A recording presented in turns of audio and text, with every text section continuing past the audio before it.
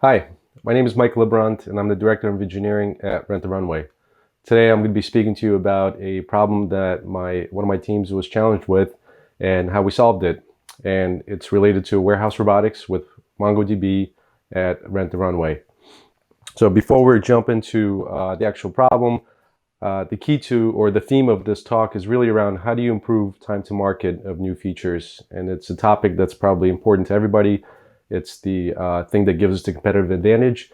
And in our case, it was slightly different. The reasoning was slightly different, but it was still just as important. And I'll get into that a few slides later. Just real quick about my company, Rent the Runway. We're really in business to empower women by giving them an affordable way to gain confidence and to dress with success. It's what we call the unlimited closet in the sky. And really, we have an inventory of millions of different garments for any occasion, from t-shirts to formal gowns. So that's how we serve our customers. We're also everything is cleaned, steamed, and repaired, and I'll talk about that in a little bit. So we are setting ourselves up for growth, and that's really what I'm going to be talking about. We were founded in 2009, and we've seen year-over-year growth since then. Of course, pandemic was a huge disruptor for our business, as you can imagine, but we're at a point now where we have a new beginning. We see a significant rise in the circular economy. And as we, because people are really craving these social interactions, and as we get ready for this extreme growth in the coming months, we expect some growing pains, and specifically around the warehouse fulfillment and replenishment processes. And why is that? Well, it's really because warehouses are constrained, and there's several constraints. One is movement, right? Because physical movement of goods is constrained by people. Another one is space. Goods require space for storage and processing. And lastly, time. Goods must move on time and as quickly as possible. And how do we solve for these constraints? Right? This is a really key problem that we're constantly evolving and iterating on. And really can be described as solving these constraints is really around minimizing non-value adding labor with warehouse automation. And I'll be talking about that specifically around automating our customer returns, right? Returns is a key process to our business. We want to automate as much as possible. And as I mentioned, all the constraints earlier are part of this inbound process because everything returned to our warehouse must be cleaned. All garments require different cleaning methods. So they must be sorted into their designated bins. And when I was talking about non-value adding labor, it's really this concept of somebody standing there looking at a garment and throwing it into a specific bin that's designated for that garment's cleaning method. Value adding labor, on the other hand, is somebody that specializes in repairing garments or removing spots from garments. But this manual labor where we move garments from one end of the warehouse to another or sort them into various bins is really non-value adding. So we're going to try to automate that, or part of the discussion here that I'm going to be talking about is automating that sortation process using robots, x-rays, and automated sorters. So how do we do that? Well, we bought this giant robot and it's truly humongous. It's probably the size of 2 semi-trailers put together, and we actually bought 2 of them. And really it all starts here.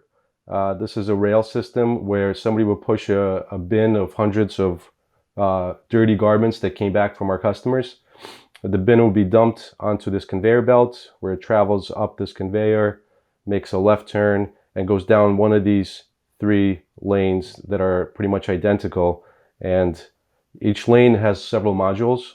So this is the first module. It's the robotic arms that separate items, right? We want to look at each item one at a time and figure out how it should be cleaned, which bin it should go to for cleaning. So there's 2 robotic arms in there, and they pick out each item. Then it passes to the next stage, which is an RFID tunnel, then an X-ray machine, which I'll talk about in a minute, And then lastly is this sortation machine, which separates or distributes the garment into its specific bin.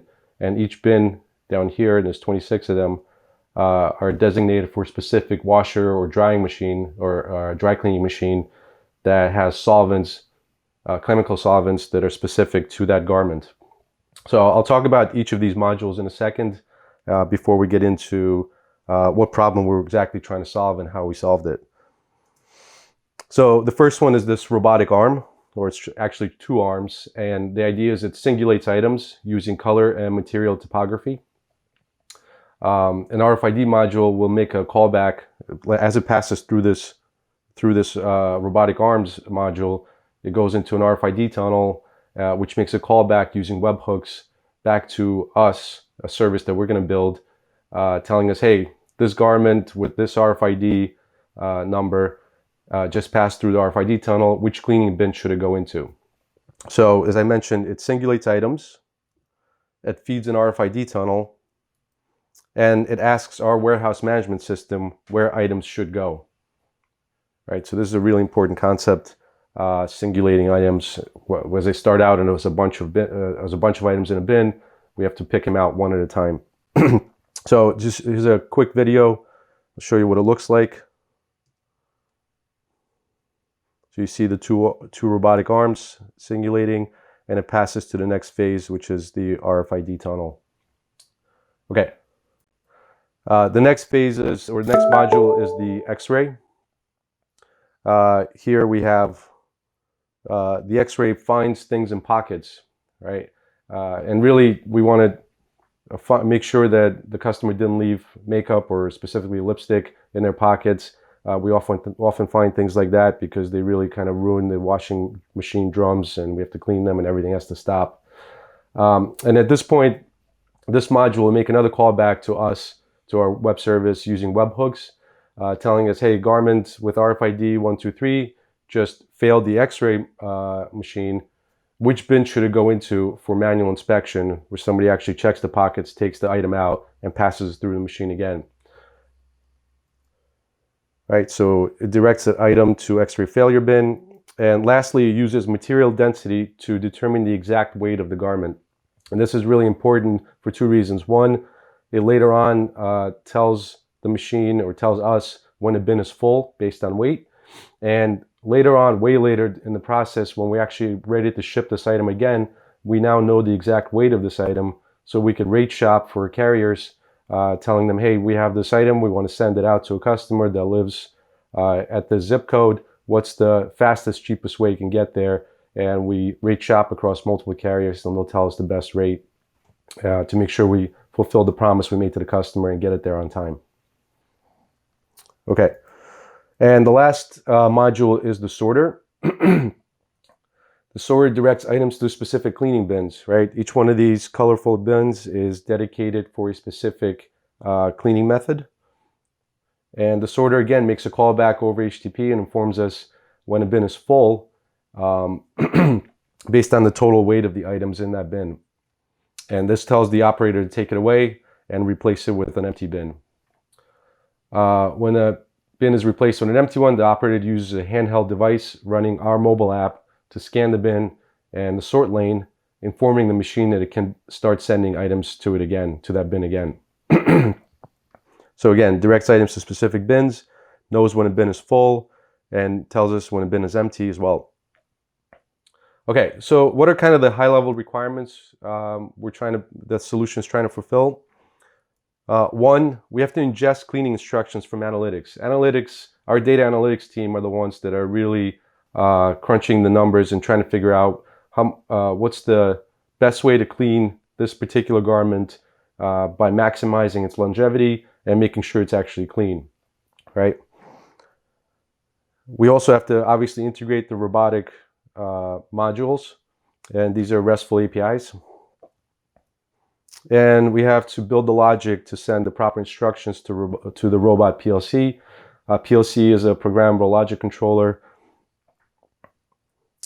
And lastly, we send data back to analytics, informing them that this item was cleaned at this time, this is how long it took to pass through this whole machine, and they crunch those numbers again and continuously optimize. Oh, one more requirement. This is key. We have to go live in 2 months, right? So there's a lot going on here that my team had to build, figure out, and make it happen all in a very tight time frame. Right, and I'll talk about why we had this time frame in a second. But before we get there, this is how we would build it the old way, right? This is kind of our legacy tech stack. We would start with data analytics, as I mentioned. They would feed cleaning instructions to a new service we would build using Java with Drop Wizard as the framework. We would also interface with the robot PLCs. They send instructions to us. We send instructions to them. They send the statuses back. The data would be persisted in MySQL. And in the middle of this whole process, we have to feed data to our data warehousing system for analytics using Kinesis pipe, right? So every time we send an instruction or get something back from the robotic PLC, we also have to interface with Snowflake over Kinesis. So there are problems with this approach. Problem number one is time. We were severely time constrained. As I mentioned, we had a 2-month window to go live. And the reason for that is, we purchased this really expensive machine that was custom built. It was going to be installed on an exact date. And if it's not live the next day, we're not realizing our ROI, and we're actually not making money, or we're actually losing money on this solution. So engineering team had to keep up with the actual hardware installation. So need time. The problem is we needed time. If we were to build it the old way, we needed time to add tables and columns, make sure the schema is vetted by our DBA.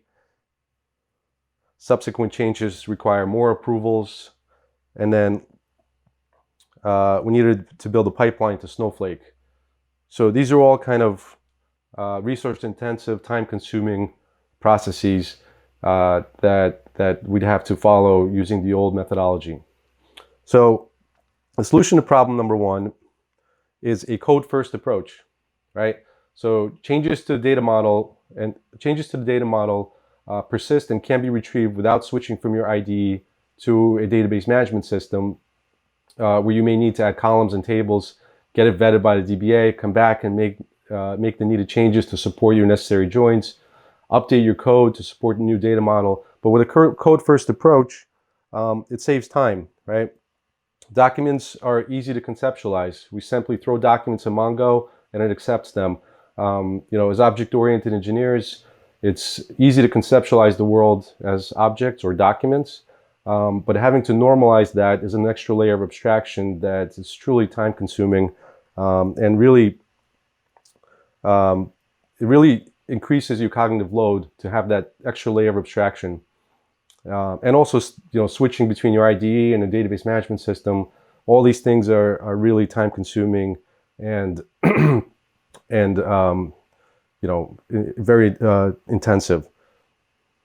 And cognitive load is really important because, according to the APA, even brief mental blocks created by shifting between tasks can cost as much as 40% of someone's productive time. So, and we know this, right? Every time we take a coffee break, we intend it to be 10-15 minutes. It ends up being 45 to an hour because, between walking away from your computer, coming back to it, finding the app you're working on, getting back into the groove is really time consuming. So we want to reduce that context switching as much as possible. We want to reduce the abstract thinking and normalizing your data in your head. It's really time consuming. So we want to reduce that as much as possible.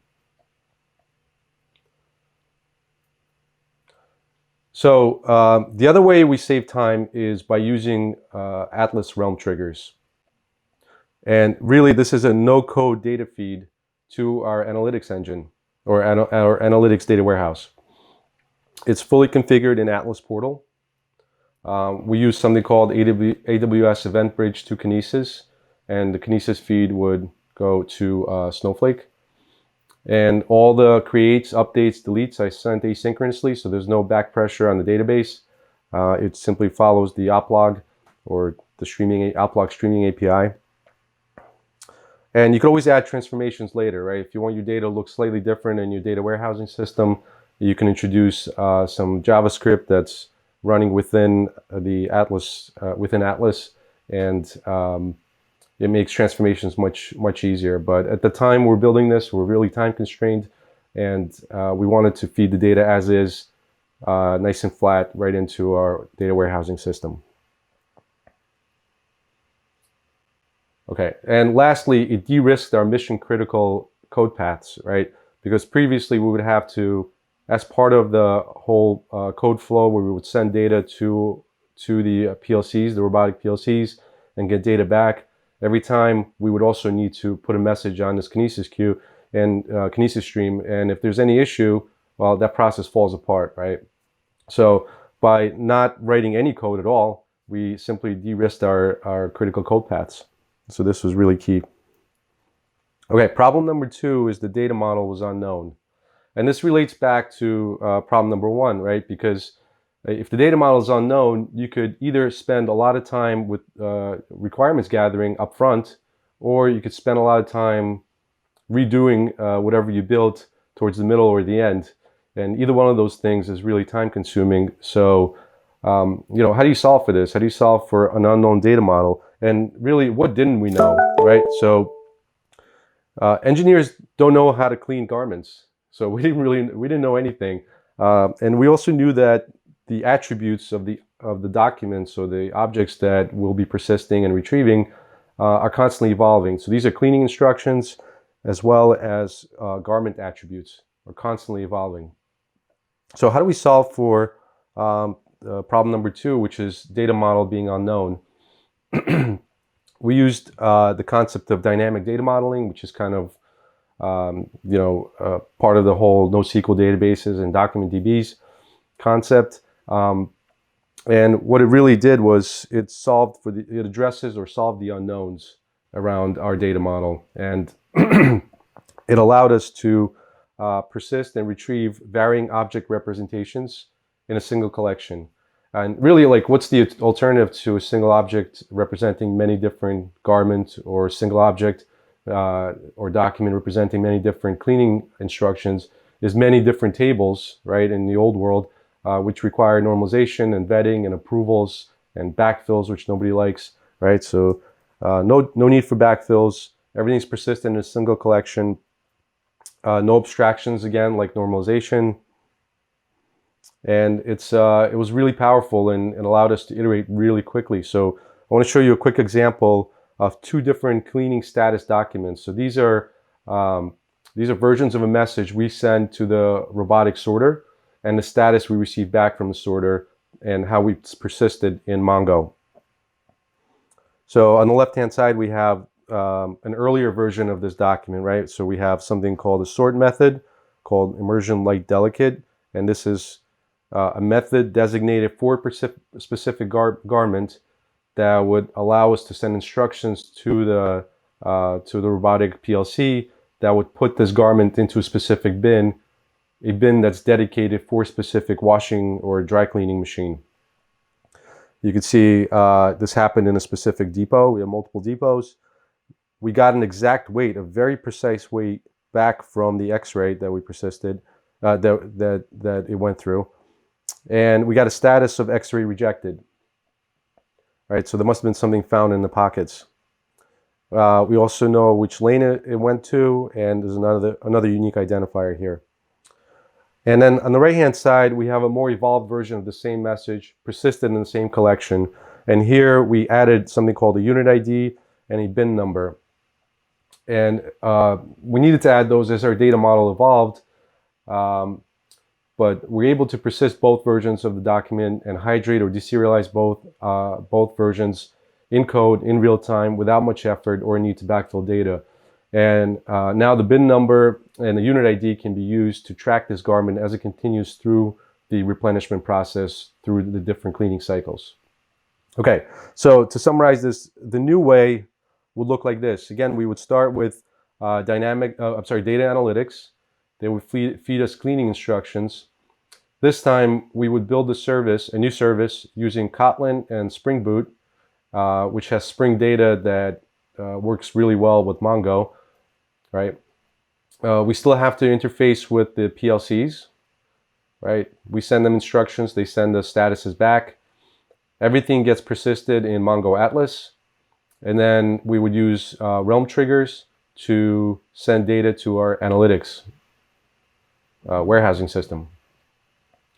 So this worked really well for us. And really, the benefits are like this, right? The problems we were trying to solve were, we were time constrained, and we solved that by a code-first approach with no-code data analytics feed using Atlas Realm triggers. And the second problem was unknown data model or evolving data model, and this was solved with dynamic data modeling. Cool. So like I said, this worked really well for us. We were able to meet the timeline, the deadline, and all the needs of the business. The machine is up and running, both of them in 2 different distribution centers, and it was a great success. And we minimized that non-value adding labor and overall reduced the time to market of new features using this particular tech stack or the solution that I described in this presentation. So I want to thank you for listening, and I also want to thank the engineers that actually did the work instead of like me just talking about it. We have Brian, Mariano, Falcon, and Daniel, super high performing team. Thank you guys for all the hard work, and thank you for listening.